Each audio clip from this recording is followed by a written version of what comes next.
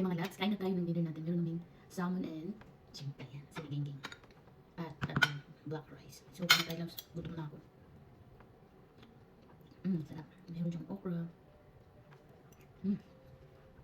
Ano lang ko yung nilagay ko. Ano lang nilagay ko sa rep namin. Yun lang yung nilagay ko. Siyempre, meron din itong kalabasa. Ayan.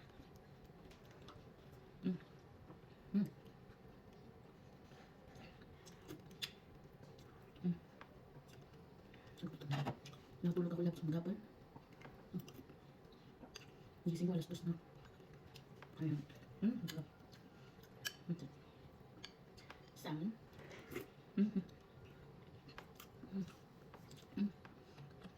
So, ang sarap ng magandang sabaw. Oh, delicious. Ang bagong ligaw ko, tapos pinapawisan. Tingnan natin ang hipon. Ito. Sarap yan. Siyempre, pinakamasarap yung hipon. Hindi ko rin kumain ng ulo ng hipon. Ulo ng hipon.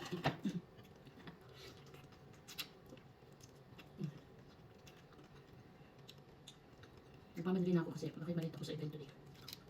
Yung event na kaisa launch party. Ang sabaw is so delicious.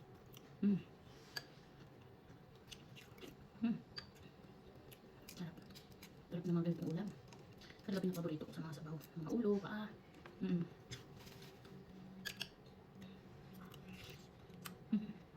Malunggay, kalabasa. Yan, inihaw sa pan lang. Marap naman ito nilagay ko lang sa babaw. Ayan, sarap. So delicious na yung tandad. Yan, may mga tandad yan.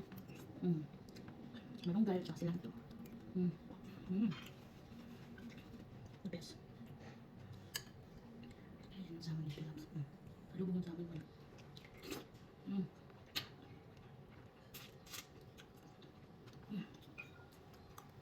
Sorry naman. Ang salmon. Ito pa the best.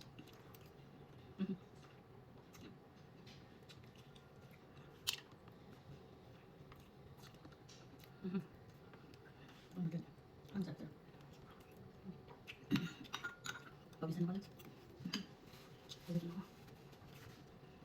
Ang ganun ako sarap yung food. Mga anghang. Masim-masim. Naman yung susulo na.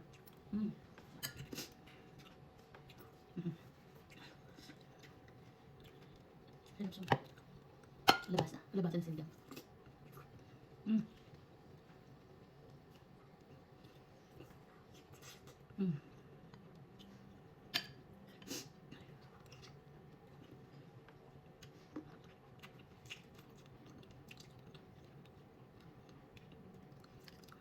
Yung mga tinik ng salmon lab, hindi nakakatakot. Malambot lang. Ano pa pwede mga lambutan niya? At yan yun. So, umisan ako. Promise. Gawin ko sarap. Kaya ko lang unin sa sabaw.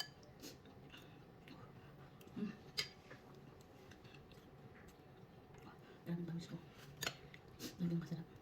Yum yum.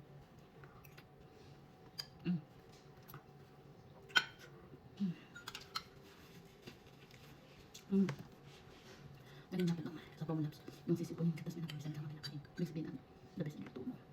Huwag bagong liw yung buko. And then meron ng turmeric tea.